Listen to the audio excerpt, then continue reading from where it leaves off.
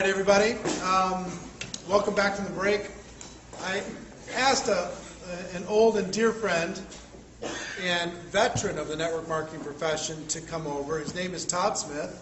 This is Todd. He is a local.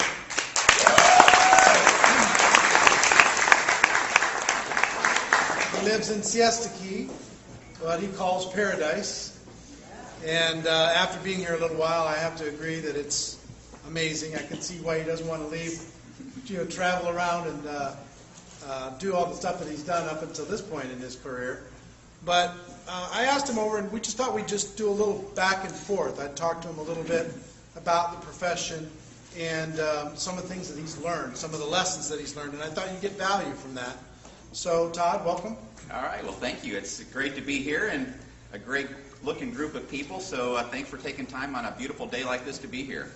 So you are one of these professional guys, and prior to getting involved in network marketing, you were a professional, right? What did you do? My background prior to the industry, which I've been in the industry now for 21 years, was as a residential real estate agent in the Chicago market. And looking at network marketing, after you were successful in the residential real estate market, why did you look at network marketing?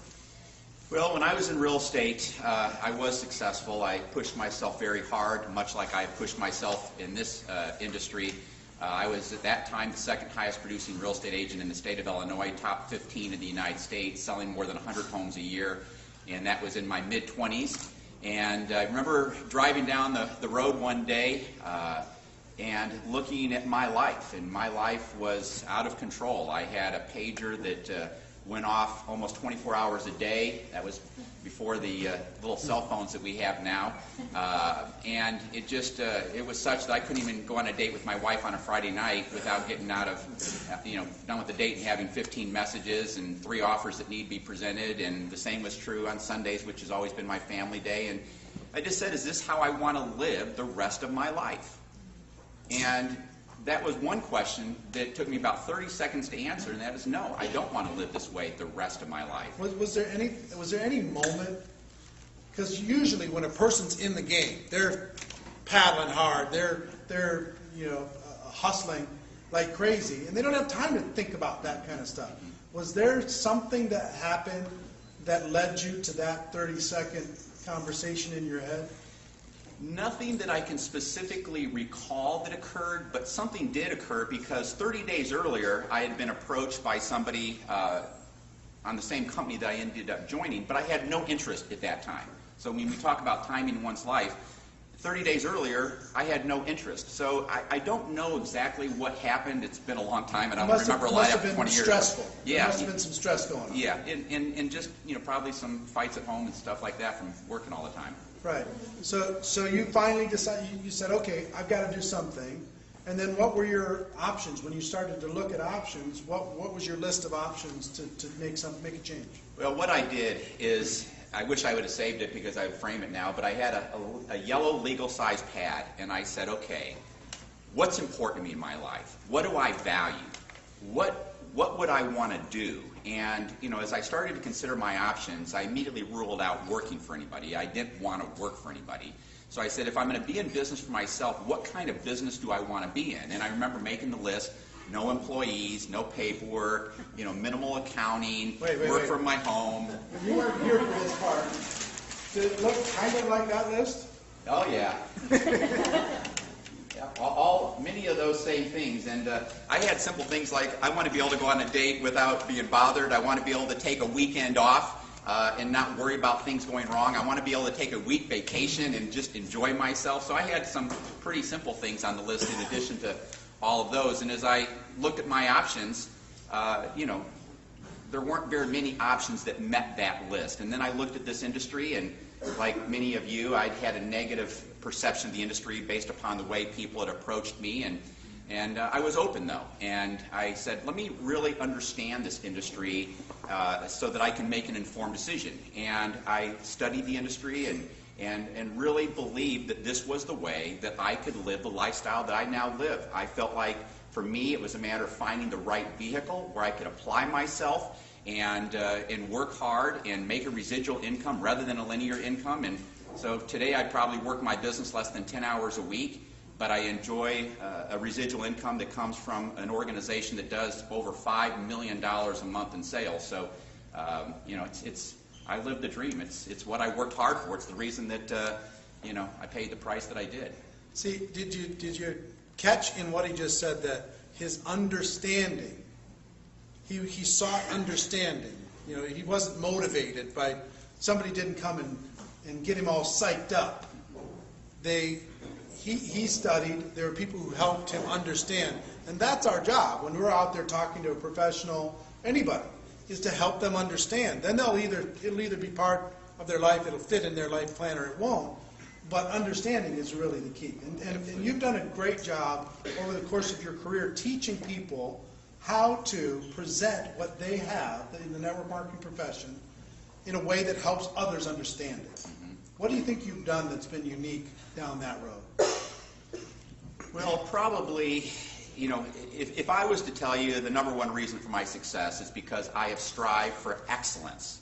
I've strived to be the best of the best at all the little things that go into what we do.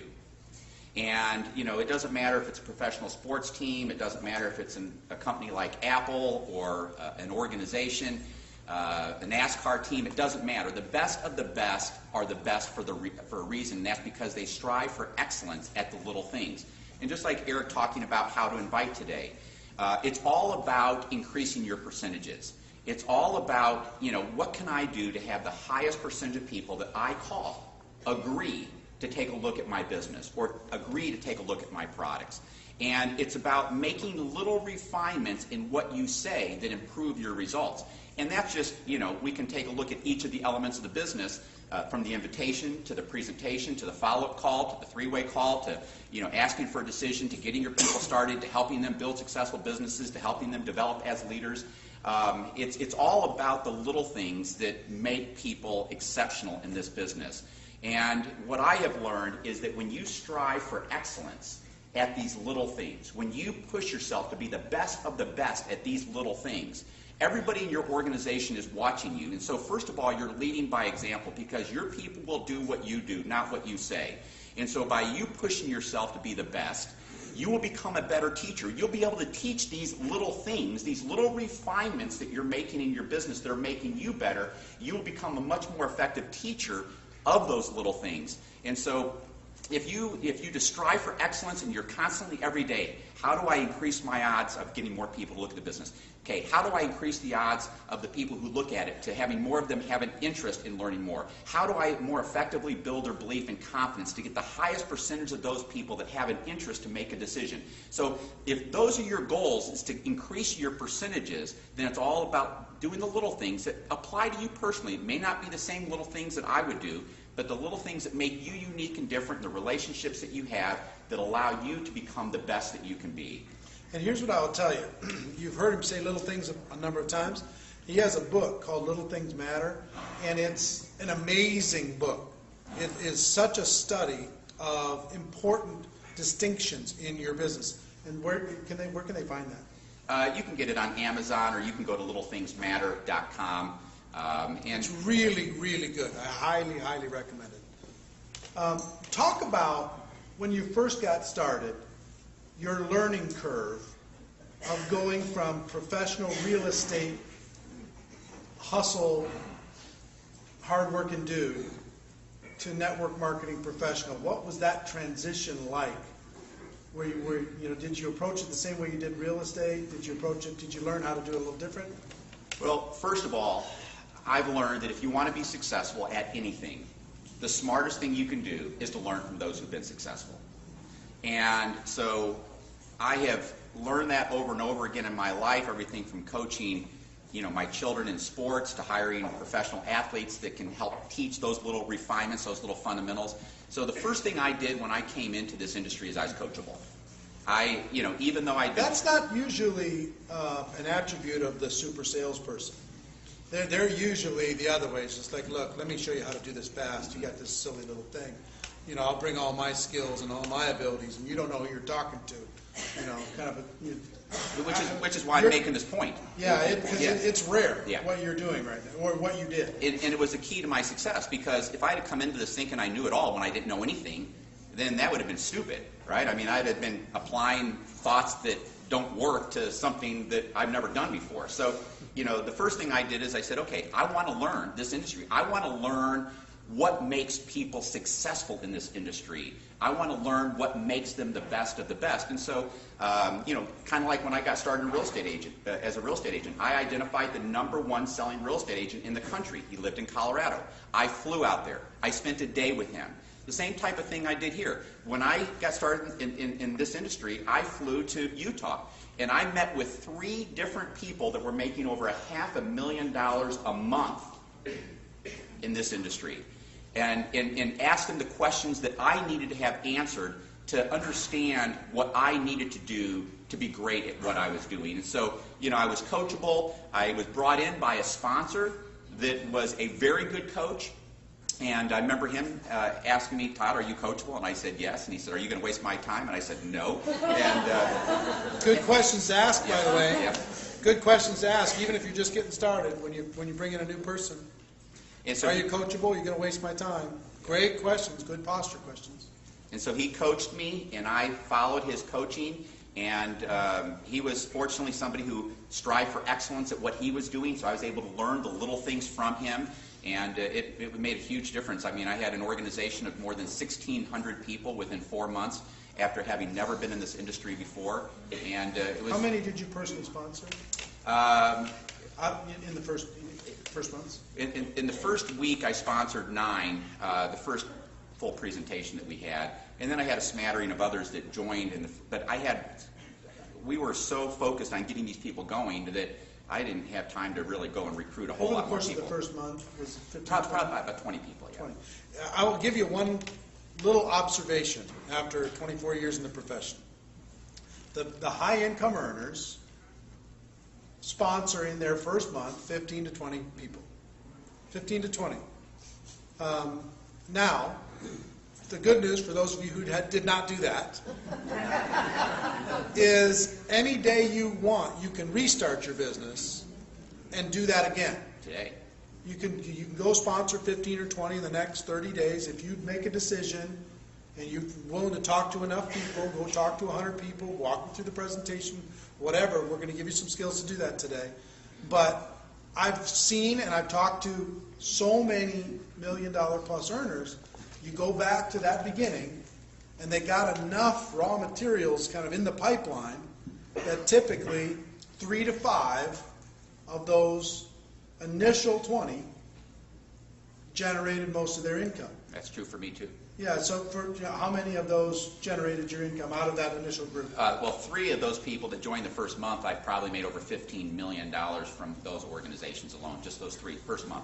And then after that, you made another 5 million plus. From other people, yeah. Right. Other organizations, but isn't that something? Now, did those people that you brought in, did they have any background or experience in the profession? No. No? So they were brand new, getting started, learning to do a new skill. So you don't have to find some monster of the Midway, somebody who's done this before, some, Grand Poobah who lives over on the beach somewhere. If you get them, then you'll be able to be rich. It's about average folks, helping average folks. And you approached it with a professional, which I love, because the whole idea of Network Marketing Pro is to get everybody thinking about this not as a lottery ticket, but as a profession, as something, you know what? I'm going to be professional here in what I do with all these little things in order to be able to feel better about me and to help my group feel better about what we do. So, interesting. Just file that away, the old 15 to 20 rule. It's very interesting. And you can restart any day you want. You can restart it. You can draw a line in the sand. And there's another huge list of people. Jordan Adler, an interview I just recently did with him. Did you know that he joined 11 companies in 10 years and never sponsored one person in that entire experience? And then his 12th company, he made $8 million. And he sponsored 20 people 15, 20 people that first month, made $8 million. Excel, and the Excel went out of business. When you got a product that eventually becomes free, you're going to go out of business.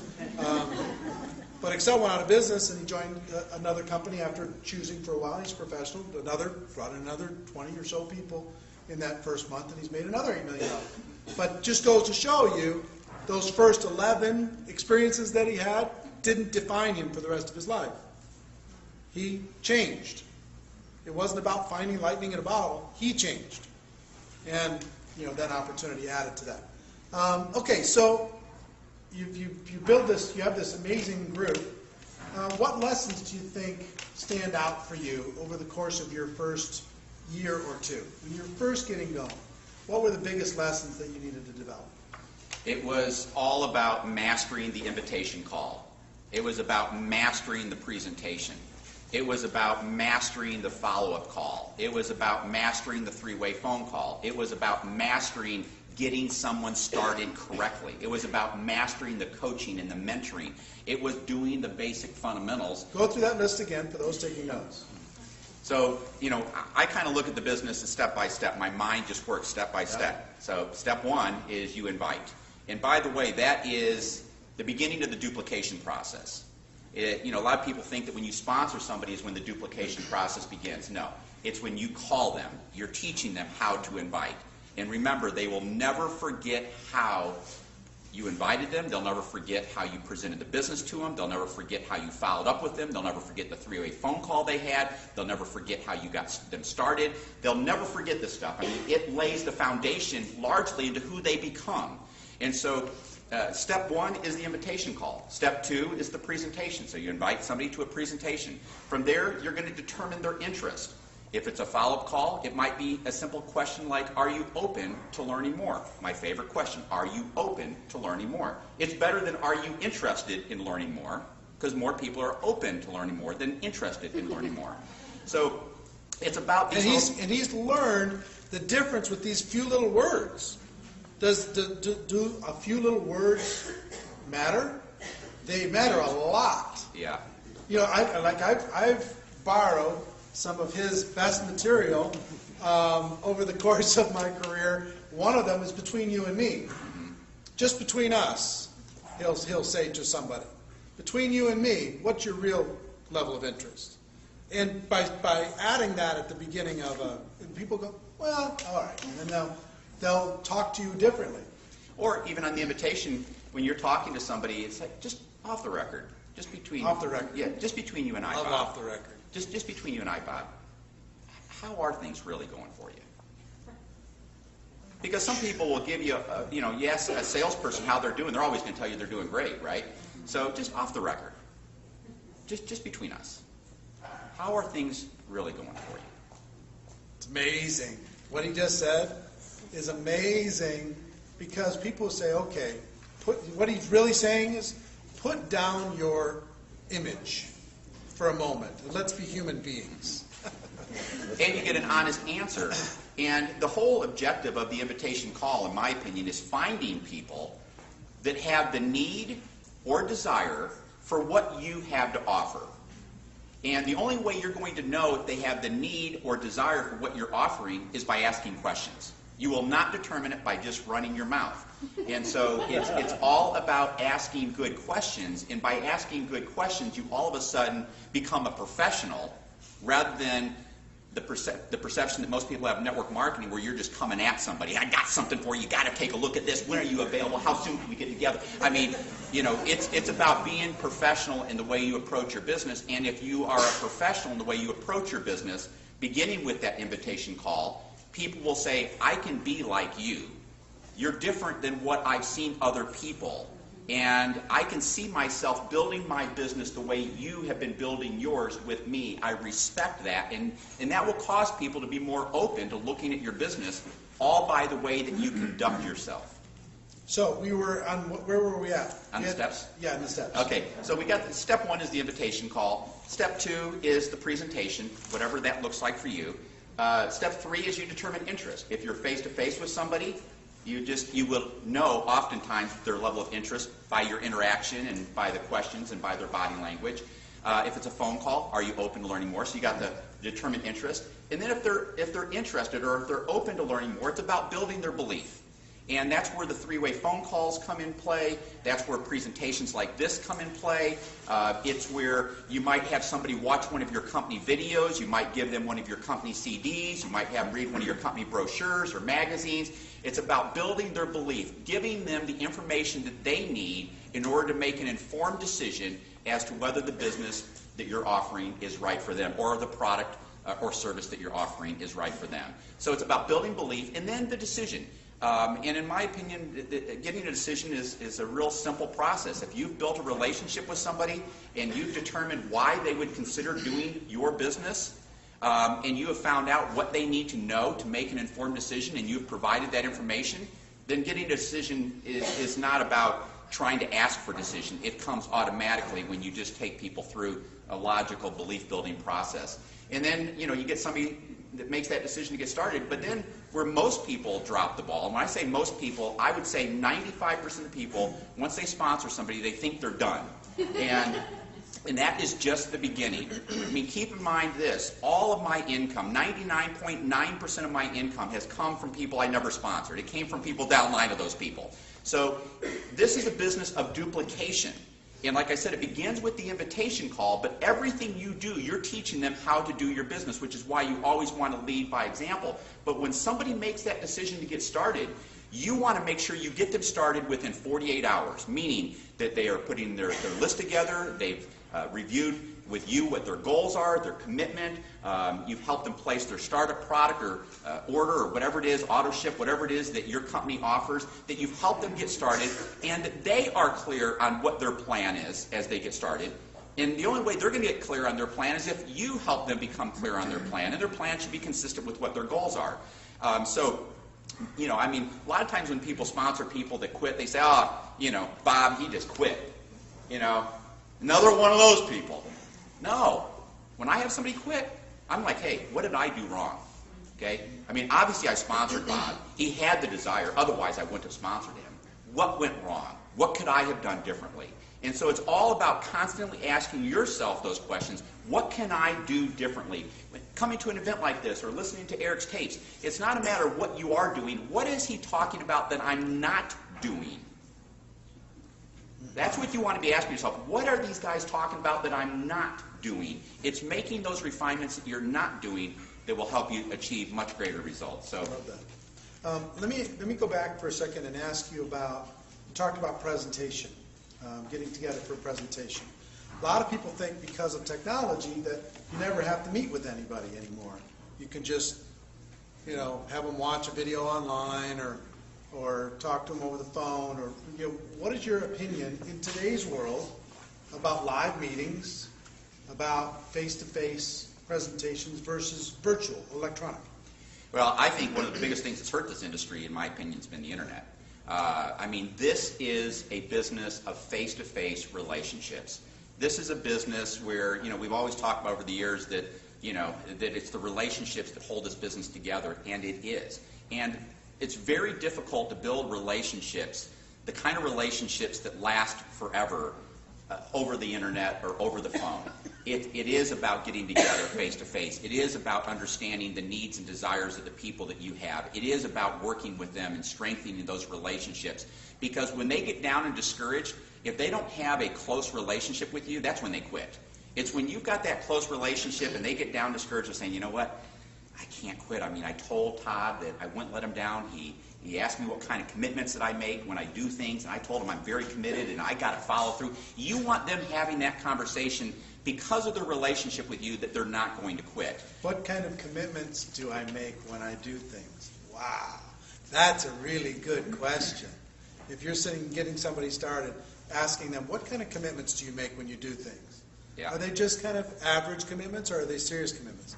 That's an amazing little 1% distinction that'll get your person started completely different if you ask that question. Well, also, by asking these questions throughout the interview process, I'll call it, people no longer feel like you're chasing them. Mm-hmm. They now feel like you're interviewing them. And when people feel like they're being interviewed, with the hope of maybe being able to work with you, it completely changes the dynamics of the conversation. But you're serious about that. Right, absolutely. If they don't convince you, you won't sponsor them. Because the number one waste of time, without doubt, the number one waste of time is sponsoring the wrong people. It takes 7 hours to sponsor the wrong person. And that's 7 hours of wasted time. Turns into 700. Yeah, it's 7 hours of wasted opportunities. And so... No, it's the amount of time that you can spend with that person trying to get them to be the right person. Yeah, then it's even afterwards. worse. Yeah, that's even more hours. Yeah. But it's all about for me, it's why I sponsored less than 50 people. I mean, I made $24 million and sponsored fewer than 50 people because I don't waste my time. I mean, the first year I did, but I don't waste my time working with people that aren't going to pay the price that's required to succeed. And, it's for me, it's about determining, does this person have a desire that's strong enough that when they get down and discouraged, that they will continue on. That when it's time for them to pick up that phone, the hardest thing to do in this business, when it's time to pick up that phone and their heart is beating out of their chest, will they pick up the phone or not? And if their desire is not great enough, they won't. They'll make excuses, and you'll hear them all. They won't follow through.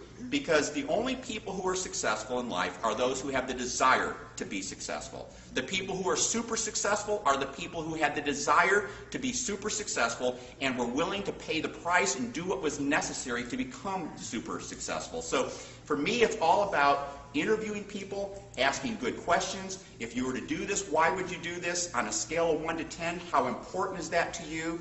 When you make a commitment to something, do you follow through with your commitments, or do you tend to not follow through? Tell me a little bit about yourself when you make a decision you're going to do something.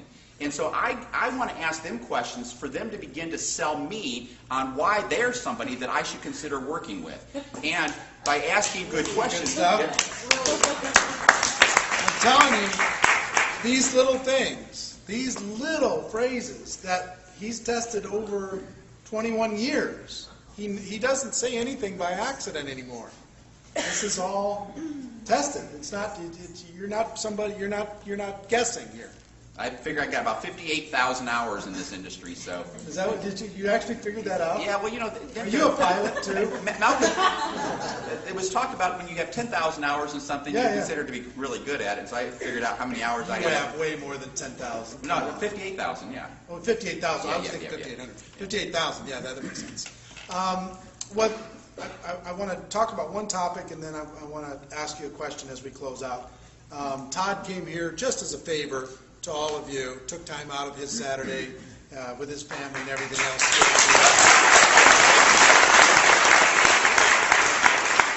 And as a favor to my friend Jules right here. She is so sweet. She is. We talked yesterday or the day before. Most of you don't know this, and we'll talk about it a little bit later. We've just announced a new event that's going to be coming up in May 17th through the 20th, on cold market recruiting. In other words, when you've gone through your warm market and you're still building your other list, using some cold market techniques in order to be able to do that. And you had some comments on that. I put together, so you know, and I'll talk to you about it a little bit more later, a lineup that you will not believe. 12 of the most prominent speakers in the world on how to maximize Facebook, YouTube, your own website, email marketing, advertising, cold calling, solo ads, working leads, the whole thing, which all the professionals have done and all the top earners have done, have learned how to do. And that's going to be over a course of a weekend. The value of it's $50,000 plus if you were going to hire each of these people individually for an hour of their time. But that, I'll talk to you more about that in a little bit. But why would attending something like that be helpful for people? Well, before I answer that question, I want to reinforce something that Eric said. As I was listening to him do his training, it was just like deja vu, everything I say, he's saying. But it is all about cultivating your list. It's all about continuing to add new names to that list. Even if, and one of the things I love that he said is so true, and that's even if you never call them, just put them on your list. Build a relationship with them. And for me, it's about building the relationships with them until I determine it's the right time in their life. It's not that everybody is a prospect that you have to approach. If you know, if I said, Bob, you know, just off the record, how are things going? He says, Todd, man, I'm having the best year that I've had in 20 years. Things are great. I'm not going to approach him right now. Okay? I'm going to congratulate him. Man, what would you attribute that to? Why do you think you have been so successful and others haven't? So I'm going to show an interest in him, get him talking, and just build that relationship. So first and foremost, you should be constantly adding names to your list. You should constantly be looking at how you can build those relationships with those people, and then look for the right time to approach them. And if you're constantly doing that, hopefully you don't ever have to go into a real cold market recruiting environment. But if you are going to find yourself in that position, and I'm sure many of you probably already are, you know, I think that the session that Eric was telling me about is fantastic. I mean, I think it's so much more valuable than just a session on how to build a network marketing business, because if you can master some methods of building the business in the cold market, just like I said a minute ago, when you learn something, you can teach it. Until you've done something, you can't teach it with credibility. But if you can go to this type of an event and learn methods and techniques that work for you, and you begin to be effective in cultivating relationships and developing new contacts in the cold market, you can use what you've learned to help people. And that probably, in my opinion, right now today in the industry is probably one of the greatest skills that people can learn, because you know, you go through and you'll exhaust your list of 100 people, and then you're like, what do I do now? So I think, you know, I mean, as I told you, I don't think there's any event you put together that I think is of more value than that event you put together. I agree. The question I want to kind of end with, I want to be respectful of your time, is defining moments. I'm this huge fan of defining moments, and people over the course of my career have had a dozen defining moments. These moments that totally changed everything. Sometimes they come out of crisis, they come out of negative emotional space. Sometimes they're inspirational because you get inspired. Sometimes you get mad and you decide you're going to change something, and your life is never the same. When I'm describing that to you, something probably popped in your head. One or two probably popped into your brain. What would that be? Well, I'm smiling because he asked me this last time, and I didn't have an You answer. don't remember? I didn't. You don't have a defining moment? You know, it was what I was telling you about when I was driving down the street in the car, where I finally reached a point where I said, is this how I want to live the rest of my life? And, you know, when you're 27 years old and what you're doing is not what you want to do the rest of your life, and you say, the longer I continue to do what I don't want to do the rest of my life, the longer I'm continuing to waste my life. So if there was a defining moment, it was when I said, I don't want to live the life that I was living any longer, and I wanted to find a vehicle where I could live the quality of life that I wanted. And I believe that you can live any quality of life you want. I mean, anything is available out there. You just have to get clear on what you want. And what I love about this particular vehicle is it's a vehicle that you can get started with virtually no investment, and you can build a residual income that will pay you more money than you can spend if you pay the price, if you apply yourself, if you strive for excellence to be the best of the best. Remember, income follows value. So if you want your income to grow, you must first grow your value. Don't think if you're making $30 an hour in your day job today that you're going to come into here and make $100 an hour without increasing your value. And so, you know, when I talk about striving for excellence, that's all about increasing your value as a network marketing professional at the elements that I defined a moment ago. But it's also about pushing yourself to be the best that you can be. And, you know, so often it's, you know, when I'll see somebody join the business and they'll call 10 people and they'll sponsor 8 of them, and I'll see somebody else call 100 and not sponsor 1. What's the difference? It's more than the invitation. It's the relationship that those people have before they ever join the business. You know, the person who, you know, that never returns my phone calls, that never returns my emails, that never returns my texts, now they call me and they want me to look at something? No, thank you. You know, they don't RSVP for the parties that we invite them to, and now I'm going to listen to what you have to say? No, I'm not.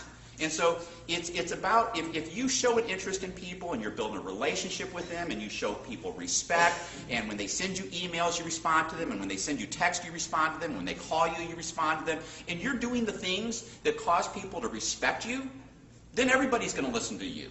But until that time, then people struggle. And so I think that it's about striving for excellence. If you want to become great in this business, look at the elements that allow you to become great. Constantly push yourself to be the best that you can at those, but at the same time, be looking to grow and develop yourself and to make yourself a better person and a better human being. I mean, as many of the great speakers say, for your life to get better, you've got to get better. For things to improve, you have to improve. To achieve what you've never achieved before, you must become someone you've never been before. You must be willing to do what you've never done before. You don't get what you want, you get what you are. I mean, I can go on and on with all the different quotes that I've heard over the years. And by the way, one of the things you should certainly be doing is consuming self-development content. Whether it's Success Magazine, whether it's other great books, but continue to, don't think I know it all. You might know a lot of this stuff, but are you implementing it? And, as you listen to this kind of self-development content, it's going to help you grow as a person. It's going to give you insights. It's going to make your beliefs stronger. It's going to give you greater confidence. It's going to give you greater motivation. It's going to allow you to learn things that you don't know today that will make you a person of greater value to the market. How good is Todd Smith? I'm